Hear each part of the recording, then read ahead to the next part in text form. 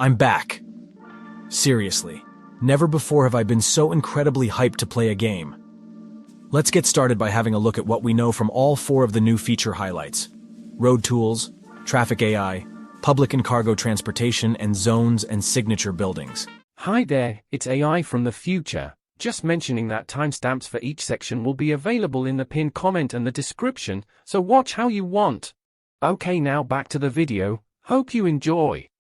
Starting with road tools, man, they have improved from so many different little hassles from the original cities. First of all, roads now come with electricity, water, and sewage pipes beneath them, and really, doesn't that bring a whole new level of realism now? Well, this brings so much more reliability in creating neighborhoods quickly, and we can build cities with much less worry for providing services. All the road tools from Cities 1 return in the sequel.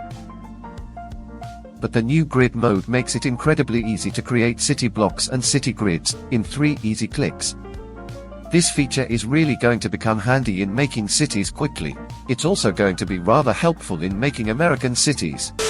Sorry guys, it's true. Now, another thing mentioned to be new is the overhauled intersections.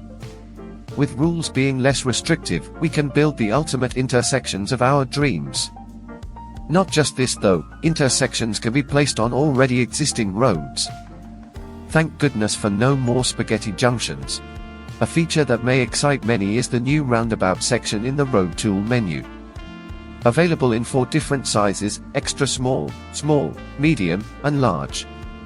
All of these roundabouts can be applied simply by clicking on a junction with 3 or more roads, with all of these roads being configured automatically. This is going to be insane to add to European cities, really. We are now able to apply road features, such as traffic lights and stop signs, as well as change directions for traffic lanes. Not just this though, we will also be able to add crosswalks, add streetlights, and sound barriers. Even streetlights will play a main part in traffic accidents, more on this later. Parking lots are part of the base game, and will be fully functional. Parking will also have a huge impact on many other parts of how the city flows, since the use of pocket cars has been completely removed. Similar to the hacks in Cities 1, trees will still be able to be used to reduce noise pollution from road traffic. This, and the sound barriers, will help with reducing noise pollution. Adding new roads to existing roads is now lane-based, and so this will make it easier to create highway exits on highways, and it really is shown clear how to do this in the video. A few extra things have also been revealed in the developer insights. Building roads over roads will be possible, just an intersection will be created automatically. In the first game it wasn't an option to go through multiple roads. This is going to make road building so much quicker. Parallel mode brings the freedom of creating parallel roads which have abilities to configure the distance between them, bringing ultimate skill to creativity. Even one-way roads, highways, are included, where the parallel mode makes these roads go in opposite directions. Other road needs to go on other direction, so that's kind of cool.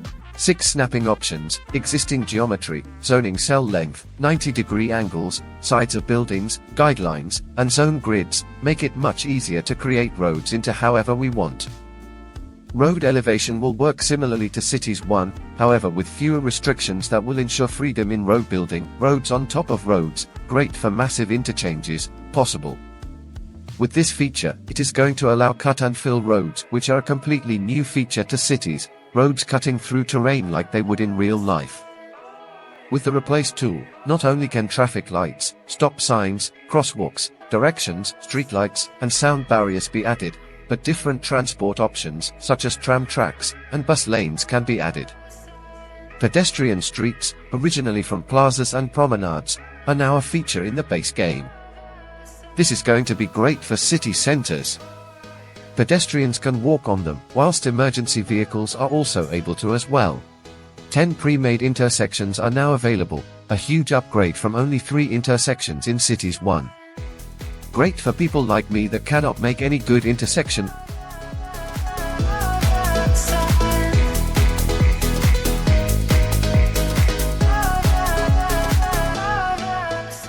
All vehicles must park at their destination, and so this eliminates vehicle despawning, aka pocket cars. This brings a huge new responsibility of providing parking for many different citizens. I honestly like this challenge. Road maintenance is now a main part of the roads in cities too, with the pressure to maintain a road safety and from it being damaged in snow or natural disasters. Time for the next section, Traffic AI.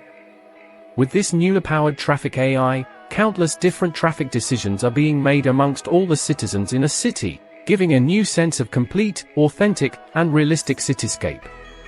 It's really amazing how every citizen will be different in their decisions when traveling around.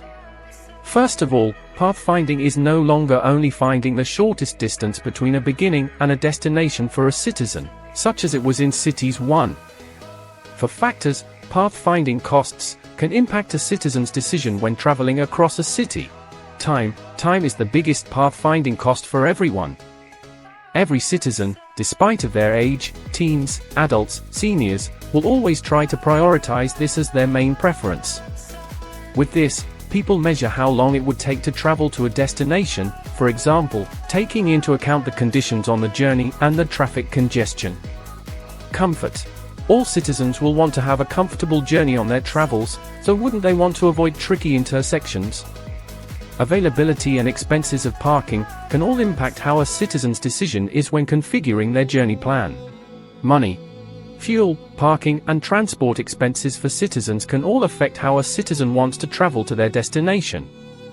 With this is the confirmation for fuel or gas stations. Behavior. According to the video, it is how likely people are to engage in risky maneuvers on the road. This includes dangerous activities such as U-turns, lane hopping, and speeding, which, although decreasing travel time, consume fuel consumption. Something that I hope to be developed is the addition of car chases if a car is spotted doing these acts by the police. That would be awesome. Citizens can configure their journey on their way, and so will often reroute if their pathway is blocked. For example, if caught behind traffic accidents, citizens will find a new way to get to their destination. This leads us nicely into our next new feature. Traffic accidents. Drivers can lose control of their vehicles and crash into other vehicles, causing them to crash too, and crash into buildings. Does this mean fires can happen? Yes. Wet roads, extreme weather events, natural disasters, and the time of day can all increase the risk of a traffic accident. As a result, road conditions can really affect the risk of traffic accidents. This means road maintenance vehicles are incredibly significant in making sure accidents don't happen. The traffic info view from Cities 1 has been modified and improved, with new traffic flow, how fast the traffic moves, and traffic volume, how much traffic is on a road, info views, all working together to manage the smooth traffic in a city. This now shows traffic over a course of a day, so does this mean implemented rush hours? Also, can I just say it's crazy how much work has been done on the little details such as the headlights here. They seem to be dynamic to other vehicles, or it could be due to the changing dynamic of lighting conditions. Nevertheless, it is incredibly realistic either way. As always, the developer insight will contain more information, so let's dive into it. Expanding upon what we know already from before, it's time to understand more about each of the pathfinding costs.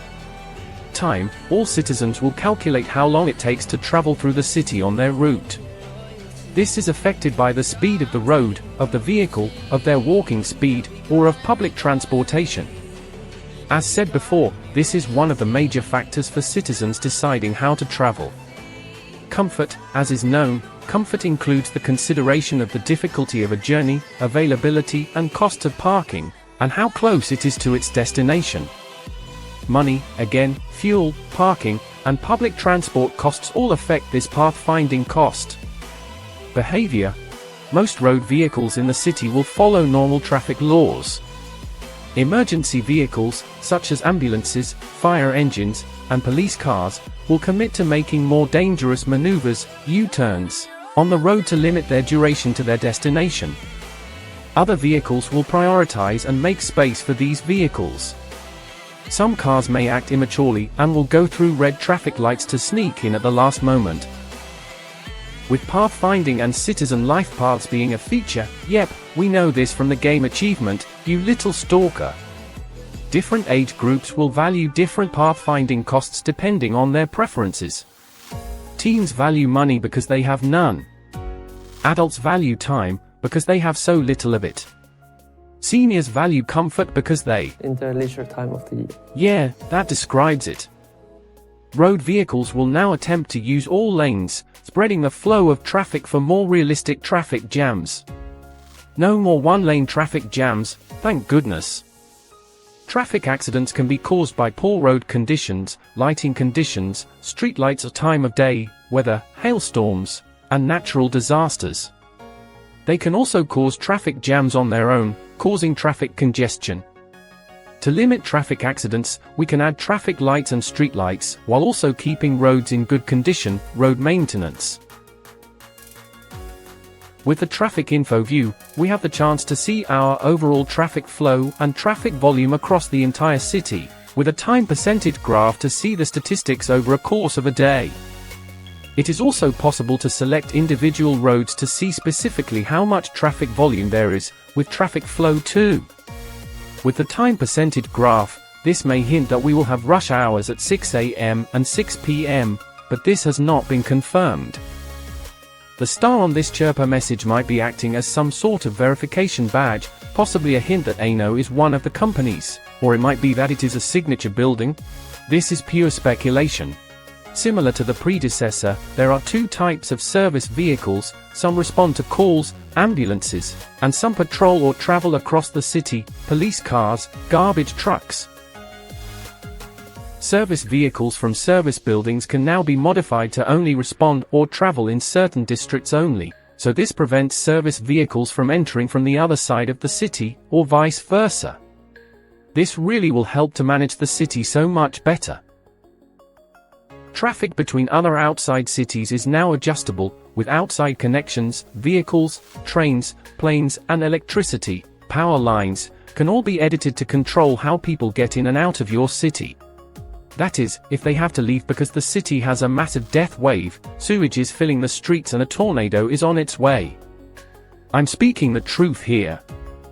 Services, such as electricity, water, or resources, can now be imported for a fee, or exported for income.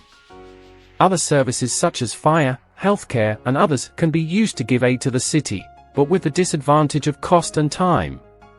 More about this is in the next video.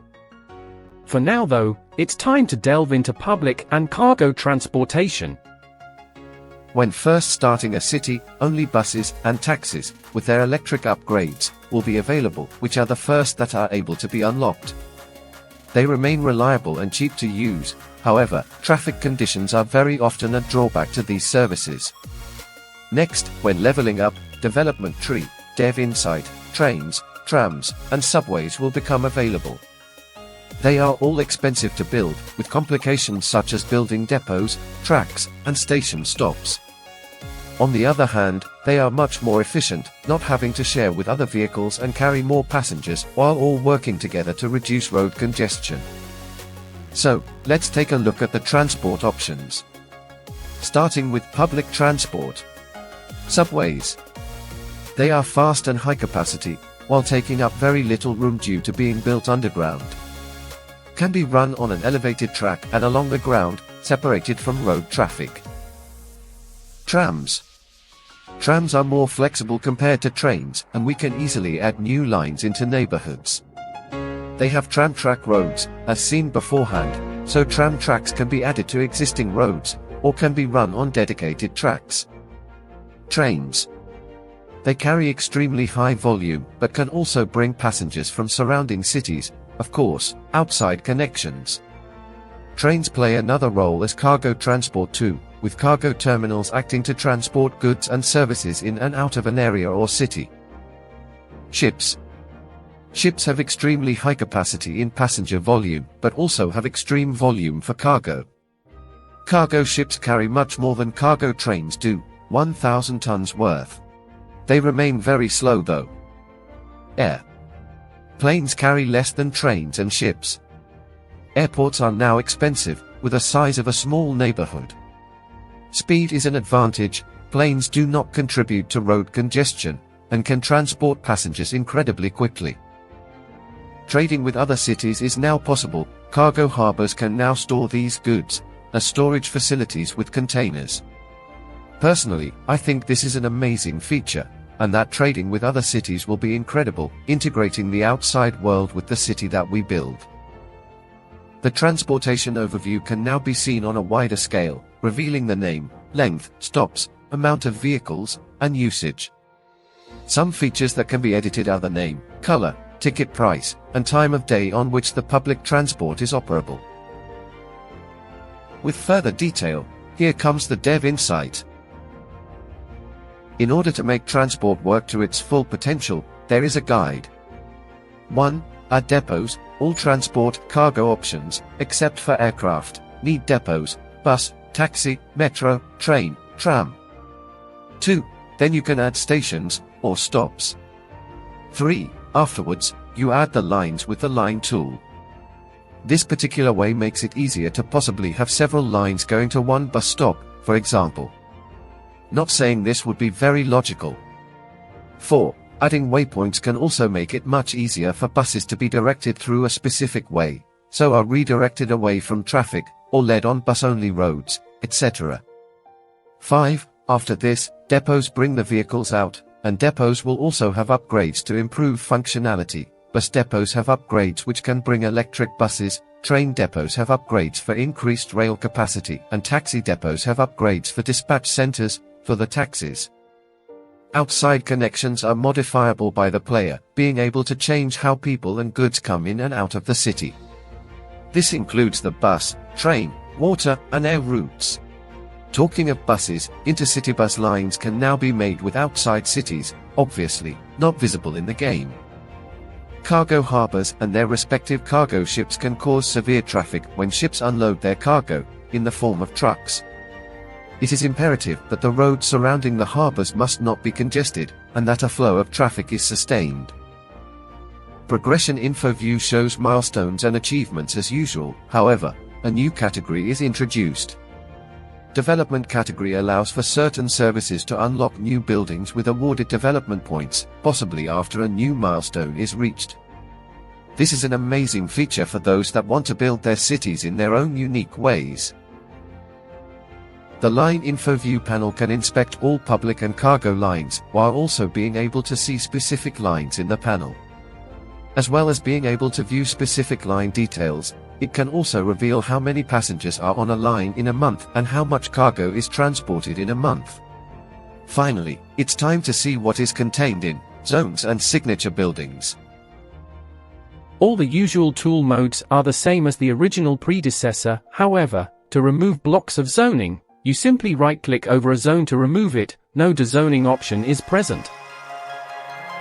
Now, we get a first look at the new home screen, with Paradox mods, possibly something similar to the mods we had in Cities 1 Console Edition. We also have what seems to be an inbuilt map editor or asset editor. Either one is very exciting. On the new game option, multiple maps appear, with a description of each map, its theme, climate, latitude, buildable area, outside connections, and natural resources, with actual amounts to view it in context. Both climate and latitude are new. On map options, changing the city name and randomizing it is possible, with changing its theme from European to North American, etc. Other options include left-hand traffic, natural disasters, unlock all, and unlimited money. When changing the theme of the map, it will change the visual style of buildings, service vehicles and roads, road signs, and traffic lights. Maybe, in the future, will new themes be introduced with new DLCs and content creator packs. It is possible to have different themes in different districts inside a city. 4 of the main zoning types make a return from Cities 1, with residential, commercial, industrial and office zoning. In residential, low-density housing, detached houses for single families, medium-density row housing, row houses common in many places worldwide, medium-density housing, apartment buildings, mixed housing, commercial on the bottom with residential on the top. This is really realistic with the creation of city centers, low-rent housing, Huge buildings with tiny apartments, which is prevalent to see in lower-income neighborhoods in real life, and high-density housing, tall skyscrapers packed with residents. Moving on to commercial, there are low-density commercial, typical in suburban neighborhoods, and high-density commercial, common in big city centers. With industrial, it generally stays the exact same: industrial, factories, workshops, and warehouses, storing goods for distribution and export. Finally is the office, low-density office, very few businesses, and high-density office, glittering tall buildings in a city's skyline. Residential, commercial, industrial, and office will all work hand in hand. When residents arrive in a city, they need jobs, and so industrial and office buildings will help cater to their needs. With goods needing to be sold, commercial zones will help cater to this too. Very similar to Cities 1. Before we move on to signature buildings, I just want to point out a few things I noticed. This, what seems to be a for sale prop, has a deeper mechanic. As we know, citizen life paths and the knowledge that citizens can move in and out of the city prove that houses can be left abandoned, but instead, they are left for sale due to becoming vacant. With this knowledge, we also know that when a building is left for sale for too long, it will eventually become used by homeless residents, and eventually collapse after becoming derelict. This is mind-blowing. Huge farming fields in the countryside here, next to the industrial park. And this footage proves that we no longer have rectangular farming fields. I absolutely can't wait to create farms on the hills looking over the majestic cities that I'll create. Of course I'm playing this game. Signature buildings are similar to unique buildings of Cities 1, but also come with special advantages. They are unlocked as the city develops, so after milestones are reached. While also being, incredibly, free to build, they require certain amounts of zoning to have been filled, similar to Cities 1 monuments. They provide the neighborhood with benefits, as well as affecting the entire city, city-wide. Finally, here is the dev insight. This time, I'm just going to ignore any details already covered from before. Usually people who reside in abodes of low-rent housing are students, so teens, or single people. Since mixed housing is built as it is, mixed housing will cater to the demand for medium-density housing and low-density commercial at the same time. Commercial zones at the bottom of the building will pay most of the rent so that residents living on the top will not have to pay as much. Here we can see efficiency, but for residential? I don't really understand what this means. Also, we are able to see the average wealth of citizens, wealthy. This might have something to do with citizen life paths. Two industry types, not zone types, will change zoning depending on the demand for either manufacturing companies or warehouses. Industry can now produce material to be stored, distributed to other manufacturing companies or commercial zones, or transported to outside connections. Zoning demand has been overhauled. With special info views to view the best place for zoning, these tools can help to make our cities work in the best way. City specialization bonus: companies in close proximity producing similar goods will gain efficiency, increasing their productivity and profit, brilliant for the economy locally and across the city. Land value has been overhauled. Citizens and companies are the little peeps who decide whether an area is desirable in a city. It is imperative to provide them the services they require, or else land value will drop. Zone Info View reveals the different buildings of that particular zone type, but also reveals how suitable an area is to that zone type, as well as ground pollution, helping you determine if an area is good enough for the zoning. And last but not least, signature buildings will provide for the zone demand they come under, such as residential. Residential blocks will provide for residential demand in the city. Well, that's all, isn't it? Really hoped you enjoyed this extra long video. If you did, like and subscribe down below. I really enjoyed making this. Also hope you like the new HD quality and the new AI voiceovers, even if they do sound a bit awkward at times.